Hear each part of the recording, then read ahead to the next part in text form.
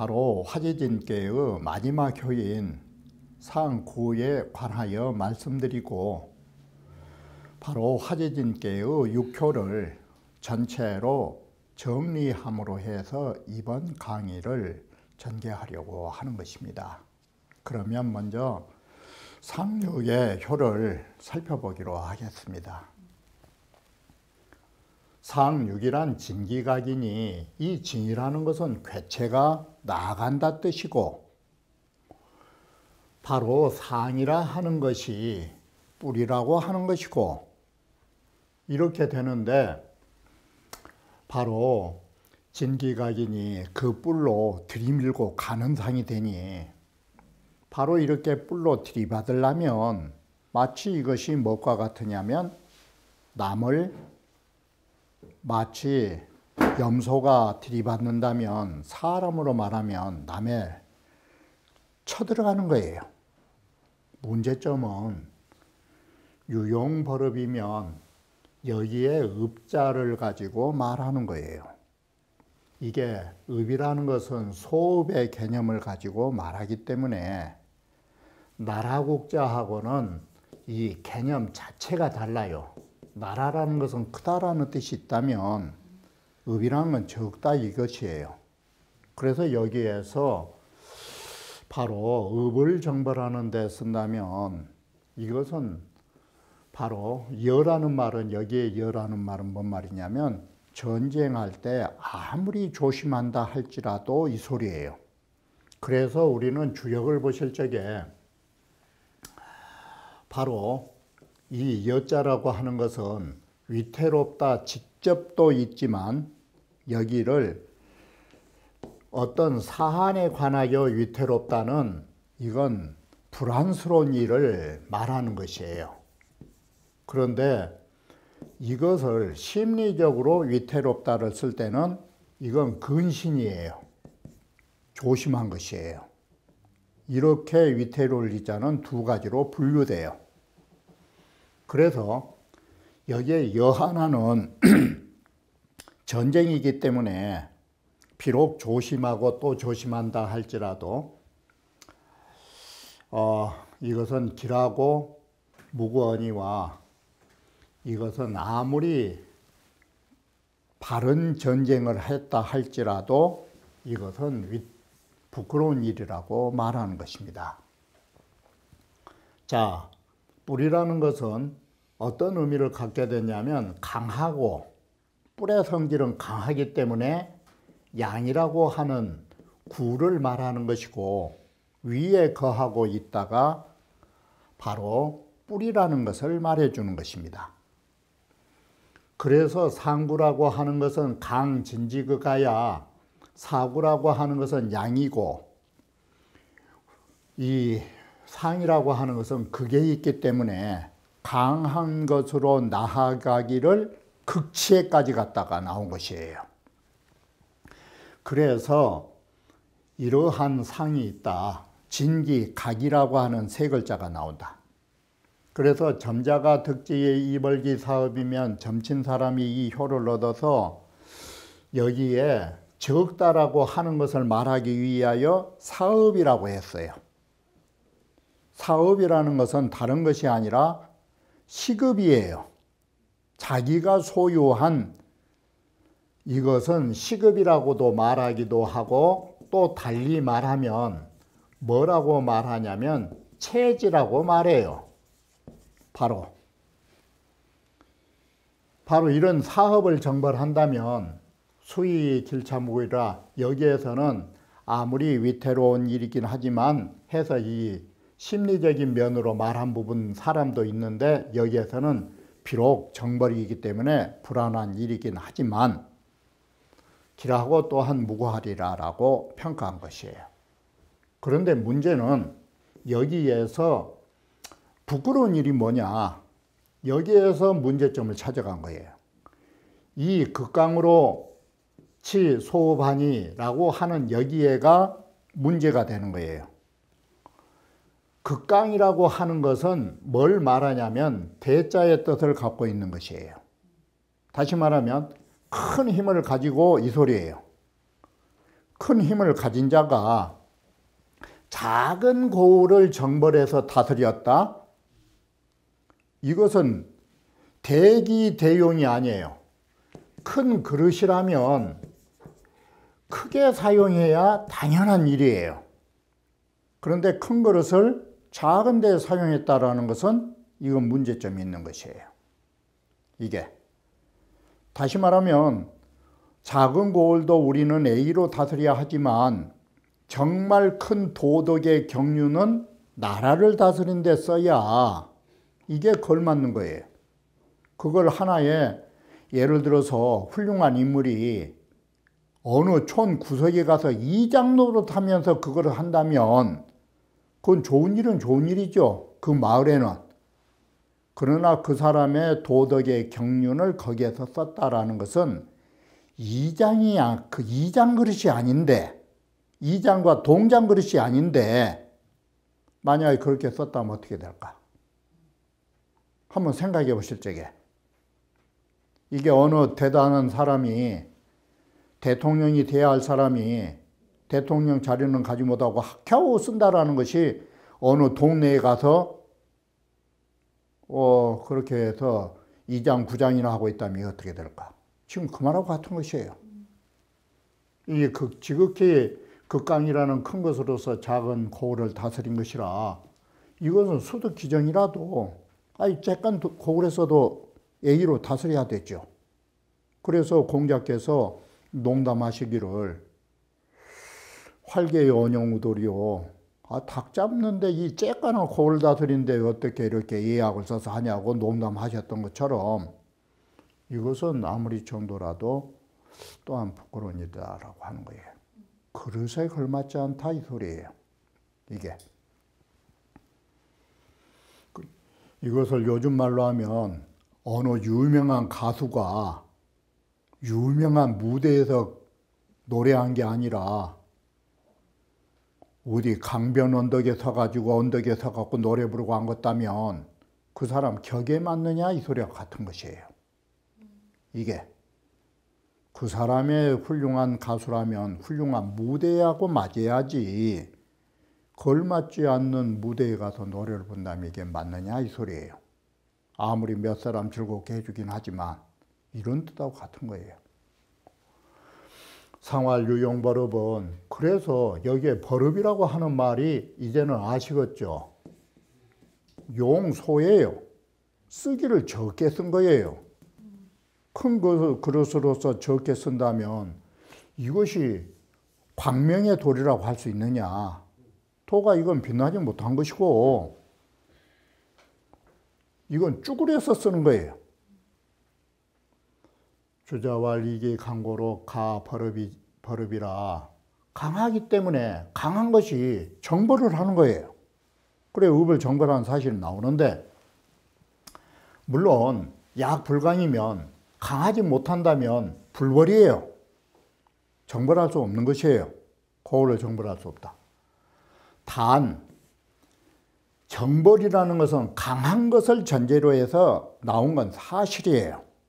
그런데 여기서 하고자 하는 말은 뭔 말이냐면 이 용강이라고 하는 거, 이 강한 힘을 쓴다라는 거, 이걸 어떻게 쓰느냐에 따라서 가치가 달라지는 것이에요.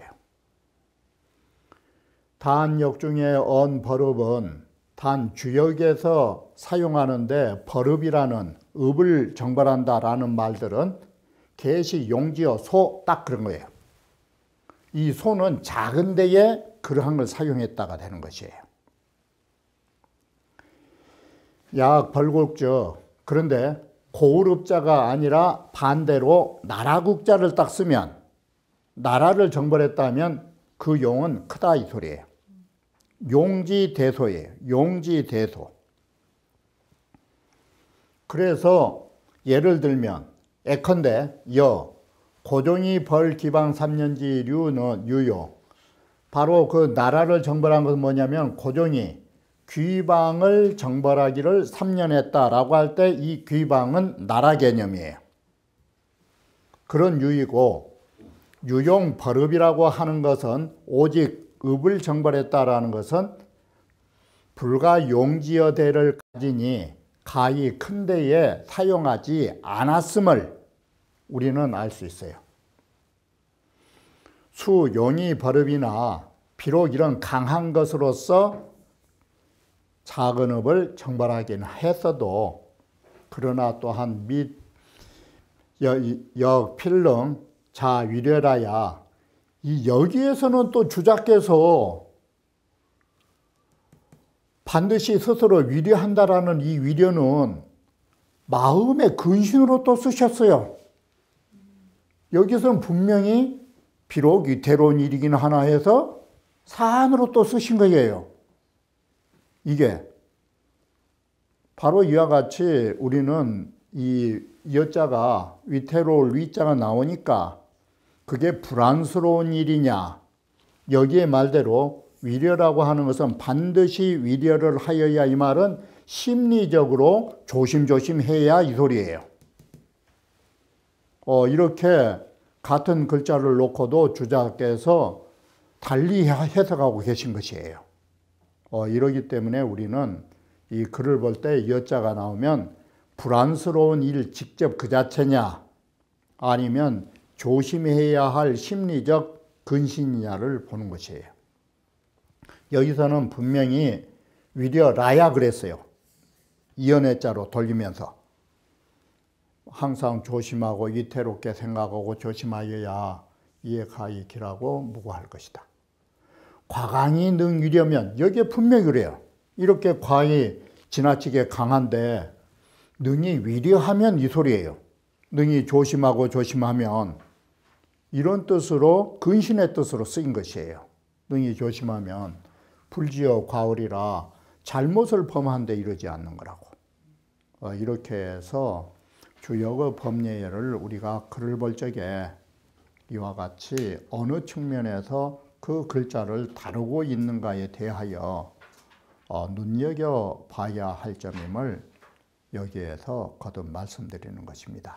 다시 화지진께를 정리하면, 진이라 하는 것은 나아간다의 뜻이고, 유진이 상행으로 보는 것은 앞에서 말씀드렸듯이 이건 궤변으로 보는 것이에요. 관계의 육사가 육오로 올라간 데서 바로 관계의 육사라는 유가 나아가서 바로 육오의 자리로 갔다라는 거로 말하면 이건 궤변설이에요. 그래서 궤는 전주유진으로이라. 그래서 화지진께는 오로지 유가 나아갔다라는 거, 이 궤변설을 주로 해서 의로 삼는다. 자, 보면은 화지진께의 육효는 4개의 음효와 2개의 양효로 구성되어 있는 것입니다. 자, 여기에서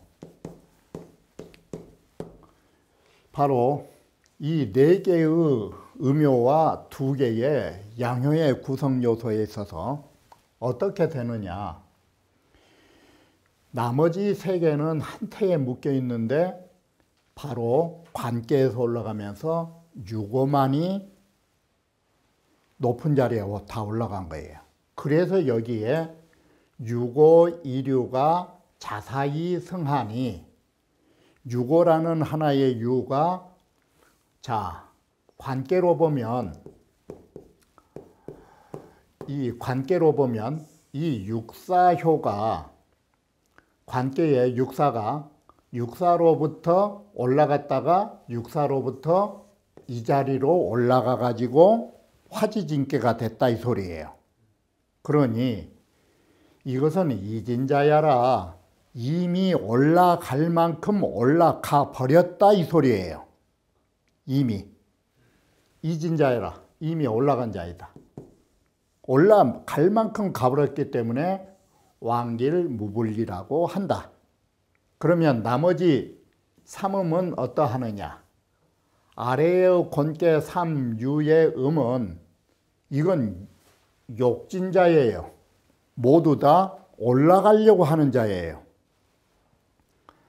그런데 삼음이 올라가려고 하는데 여기에 구사가 딱 방해를 하고 있다 이 소리예요. 이 구사가 이강으로 간지라 구사가 딱 강한 걸로 삼음을 저지하고 있는 상이 된다. 그래서 구사는 어떤 상을 가지고 있냐면 진여석서상을 갖게 된 것이다. 이게 쥐처럼 돼버린 것이다. 자, 삼여 오곤하야 이 육삼이라고 하는 것은 어떤 관계를 가지고 있는 것은 유고와 가깝고, 삼이라는 것은 오와 유고와 가깝고 아래로는 두 개의 음을 거느리고 있어요. 아래로 두 개의 음을 접촉하고 있으니 지제상행하야 육삼의 뜻은 오로지 위로 행하려는 데 있음으로써 사막는 간이라. 도저히 구사는 육삼에 올라가는 길을 막을 수 없다. 이게 사이할 수 없다. 그래서 중륜 회망이라고 한다. 모든 음들이 믿어주고 후회가 사라진다라고. 그런데 육이는 어떤 관계에 있느냐? 육이라 하는 것은 하괴의 권계의 가운데에 있으니 거오점원이라 육오와의 거리는 점점 멀어지고 있는 것이다. 그래서 우기불득진이라 바로 육오의 임금에게로 나아가지 못할까 걱정이 된다. 점점 멀어지니까 임금 곁으로 가기에는 멀어진 관계여서 걱정 때문에 진여 수여라고 말한다. 바로 이 건안고씨는 어디 측면에 글을 놓고 봤냐면 유고에 중점을 두고 이 모든 효를 분석하고 있는 것이에요. 초는 최원어 오라. 초효는 가장 오하고 먼 거리에 있어요. 그래서 당진지시하야 바로 이 나아가는 첫 자리에 당해서 상여 사응하야 위로 구사와 응함으로 해서 도와주기는커녕 구사가 어떤 역할을 하느냐, 반의소옥이라 도리어 초육을 올라오려고 하니까 구사가 대때 억누려서 방해하는 사람이 된다라는 것이에요. 그래서 진여 최여 야라 나아가려다가 오히려 꺾여버린 것이다.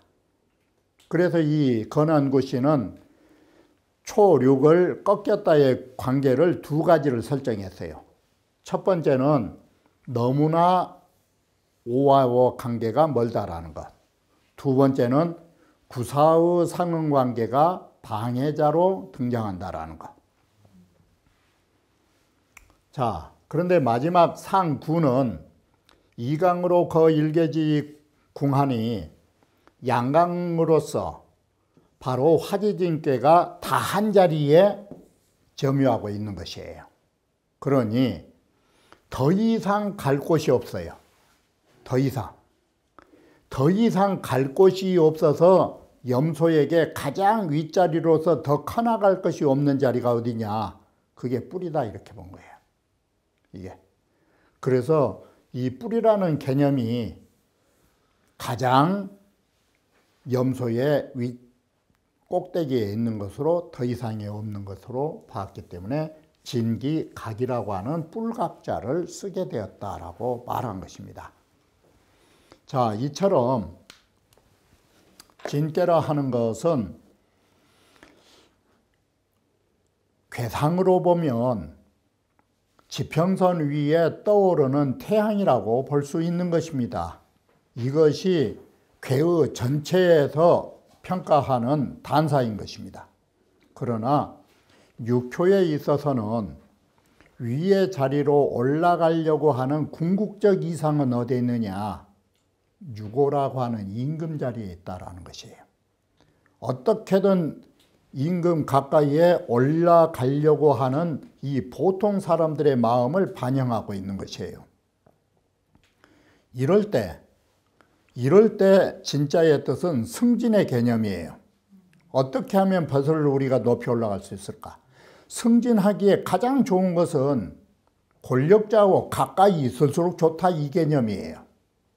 우리는 멀어지면 멀어질수록 승진하지 못한 걱정과 승진하지 못한 좌절을 겪게 된다라고 본 것이에요.